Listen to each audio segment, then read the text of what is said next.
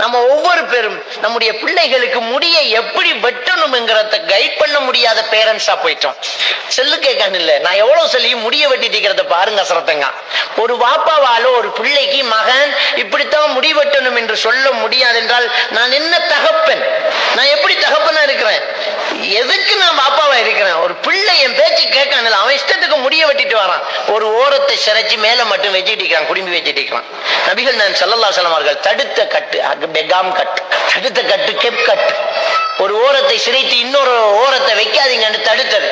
பெகாம்ங்கிற ஒரு யூதன் வெட்டினதுனால அதுக்கு பேரு பெகாம் கட்டு. கெப் கட்டு தொப்பி போட்ட மாதிரி முடிய வச்சுட்டு மற்றதெல்லாம் வலிச்சு அது கெப் கட்டு. அப்ப இத ஒரு பேரனால தடுக்க முடியல. ஒரு வாப்பாவால ஒரு உமாவால இப்படி முடி வெட்டானா போ அப்படியே. அப்ப என்ன பிள்ளை? இந்த பிள்ளைக்கு என்ன சோறு கொடுக்குறேன்? ஒன்னும் செய்ய இயலாது, கை நீட்ட இயலாது. வன்மன் அடிப்பேன் பிள்ளை. பாப்பா அடிக்க ஓங்கினா வன்மன் அடிப்பேன். அந்த அளவுக்கு கைடு நடந்திருக்கு இந்த பிள்ளைகளுக்கு. யாரும் ஒன்னும் தொடையலாடா. அப்ப எப்படி பிள்ளை வளரும்? எப்படி ஒழுக்கம் வந்து சேரும்? பிள்ளைகள்கிட்ட எங்கால வேற ஒழுக்கம்? பாப்பா உமா ஒரு கருத்தை சொல்லி கொடுக்க முடியல, நமக்கு வழிப்படுத்த முடியலாட்டி இன்னைக்கு காலையில கோழி வளர மாதிரி நம்ம பிள்ளைகள் வளர்ந்துகிட்டு இருக்குது. நம்ம சாப்பாடை கொடுக்கும், கலாச்சாரத்தை இன்டர்நெட் கொடுத்துக்கிட்டு இருக்குது. நம்ம சாப்பாடு கொடுக்கும், கலாச்சாரத்தை நம்ம வாங்கி வச்ச டிவியும் போனும் கொடுத்துக்கிட்டு இருக்குது. நம்ம வெளியில விட்டா எவனோ ஒருத்தன் கலாச்சாரத்தை திணிச்சுக்கிட்டே இருக்கான். அப்ப இந்த கட்டுப்பாடு இல்லாம போனதுனால நம்முடைய சமுதாயம் சீர்கட்டுக்கிட்டு இருக்கு. அப்ப அஜ்னபி மஹரமி உறவு பேணப்பட வேண்டும். ஒரு ஆணும் பெண்ணும் தனித்திருக்க கூடாது. ஒரு கணவன் மனைவி என்கிறவங்க உட்கார்ந்து பேசி தீர்க்க வேண்டும். அவங்க உட்கார்ந்து கதைக்கணும். வாழ்க்கைங்கிறது கல்யாணம் பண்ணிட்டோம், ரெஜிஸ்டர் பண்ணிட்டோம், குழந்தை பெற்றுட்டோம், வீடு கட்டுறோம், காசு கொடுக்கிறோம். இதுதான் கல்யாணமா? இதுதான் கல்யாணமா? இதுக்கு என்னத்துக்கு மாப்பிள்ள? என்னத்துக்கு? அருமையா உட்கார்ந்து மனசுல உள்ள பாரங்களை கேட்டு அறிஞ்சு பேசி உணரக்கூடிய கணவனையும் காணல, மனைவியும் காணல். ஏன் ஒரு மாதிரியா இருக்கிறீங்க? ஏன் இப்படி இருக்கிறீங்க? என்னாச்சு உங்களுக்கு? இப்படி இழிக்க மாட்டீங்களே, டல்லா இருக்கிறீங்களே என்று கேட்கிற பொண்டாட்டிமார காணல. ஏமா ஒரு மாதிரியா இருக்கீங்க, வாடி அப்படின்னு சொல்லி பக்கத்துல உட்கார்ந்து பேசுற கணவனை காணல. புருஷன் பொண்டாட்டி அஃபேருக்கு வாழ்ந்துட்டு இருக்கிறாங்க, ஒன்னா போயிட்டு இருக்கிறாங்க, ஒன்னா டிராவல் பண்றாங்க, கார்லயோ பைக்லயோ ஒண்டா போறாங்க, வாராங்க. வெளிப்பார்வைக்கு அவன் மாஷா அல்லாஹ் நல்ல கணவன் மனைவி, நல்ல ஹஸ்பண்ட் அண்ட் வைஃப், இப்படித்தான் நம்ம சொல்றோம். ஆனா அவங்களுக்குள்ள நோண்டி நொங்கெடுத்தா அவங்க ரொம்ப கஷ்டமான சில வாரிகளை சொல்றாங்க. எவ்வளவு நாளா போச்சு மனம் விட்டு பேசிங்கிறாங்க. மனம் விட்டு பேசி எவ்வளவு நாளா போச்சு. ஏன் இந்த பிஸி வாழ்க்கை? சொன்னா குழந்தைக்காகத்தான் ஓடுறான், பிள்ளைங்களுக்காகத்தான் ஓடுறான், பொண்டாட்டிக்காகத்தான் ஓடுறேங்கிறான். பொண்டாட்டிக்காகத்தான் ஓடுறான், பொண்டாட்டியே விட்டு போட்டு ஓடுறான்ங்கிறது எப்ப வழங்க போகுது? பிள்ளைகளுக்காகத்தான் ஓடுறான், பிள்ளைகளை விட்டுட்டு ஓடுறானே. எதுக்கு? சந்தோஷமா இருக்கிறது தானே உழைக்கிற. அப்ப எப்ப சந்தோஷமா இருக்கிறது? கொஞ்சம் சிந்திச்சு பாருங்க. கணவன் மனைவி தயவு செஞ்சு உட்கார்ந்து பேசுங்க. இன்றைக்கு ஸ்ட்ரெஸ் அதிகமாகி, டிப்ரெஷன் அதிகமாகி, மனநோயாளிகள் அதிகமாகி, யாரை பார்த்தாலும் கவுன்சிலிங் தேவை, கவுன்சிலிங் தேவை, கவுன்சிலிங் தேவை என்று ஒரு கூட்டமே வந்து நிக்கிறதா? என்ன காரணம்? அந்த அளவுக்கு ஸ்ட்ரெஸ் இருக்குது. என்ன ஸ்ட்ரெஸ் அது? ஒரு மனுஷனுக்கு எப்ப ஸ்ட்ரெஸ் வரும்? அவன் மனசுல இருக்கிற கஷ்டங்களை வெளியில எப்ப எடுத்து வைக்கலையோ அவன் ஸ்ட்ரெஸ்ஸுக்குள்ளாகிறான். யாருக்கு தான் கஷ்டம் இல்லை? எல்லாருக்கும் தான் பிரச்சனை இருக்குது. பிரச்சனை இல்லாத மனுஷனே கிடையாது. எல்லாருக்கும் பிரச்சனை இருக்குது. அந்த பிரச்சனைகளை மனம் விட்டு பேசினா தீர்ந்து போச்சு. அந்த பேசின காலம் ஓடி போச்சு.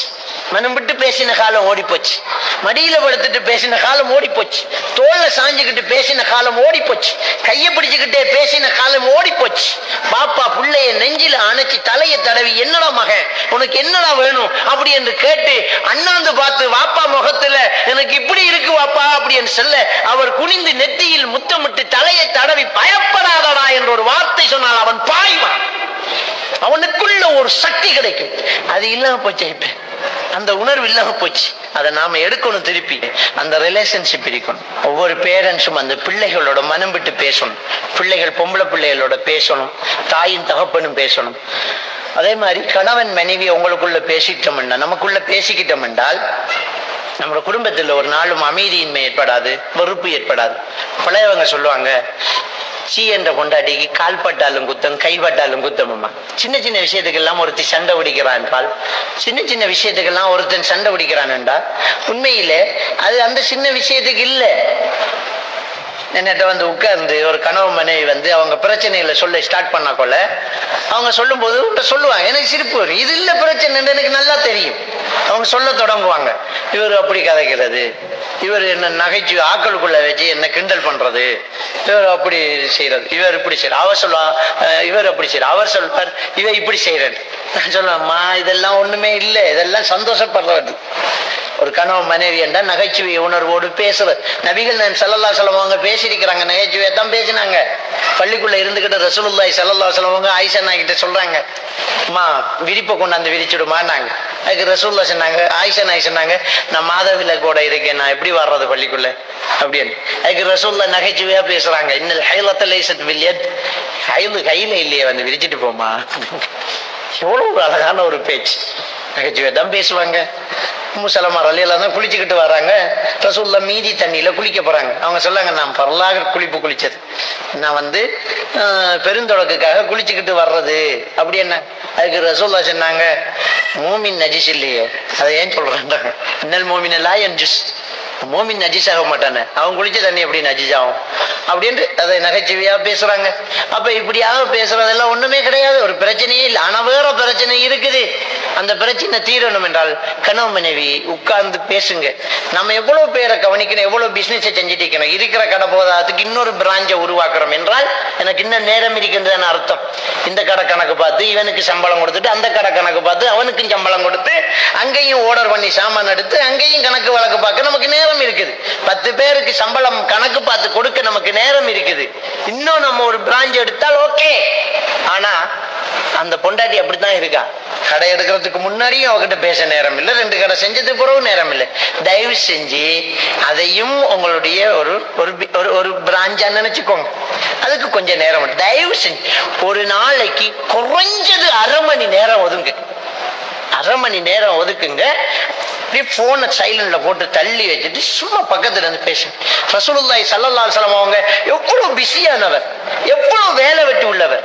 ஒரு மனித சமுதாயத்துக்கே அவர் அல்லாஹ்வின் தூதராக கொண்டு வந்து மார்க்கத்தை சொல்ல வந்தவர். ஆயிஷா நாயகி மடியில படுத்துக்கிட்டு குர்ஆன் ஓத நேரம் இருந்திருக்குது என்றா, இழ்திகாஃப் இருந்தவர் வெளியில வந்து நின்று சஃபியா நாயோடு பேசிட்டு இருக்க நேரம் இருக்குது என்றால், அவருடைய மனைவிமார்களோடு விளையாடி இருக்கிறாங்க, ஓட்டப்பந்தயம் வச்சு விளையாடுறாங்க, அதுக்கு நேரம் இருக்குது என்றால் அவங்க குடும்பத்துக்காக நேரம் ஒதுக்கி இருக்கிறாங்க. பாருங்க, குடும்பத்துக்காக நேரம் ஒதுக்கிறாங்க. நம்ம தயவு செஞ்சு நேரம் ஒதுக்கினா வீட்டில் ஒரு அமைதி, வீட்டில் ஒரு மகிழ்ச்சி.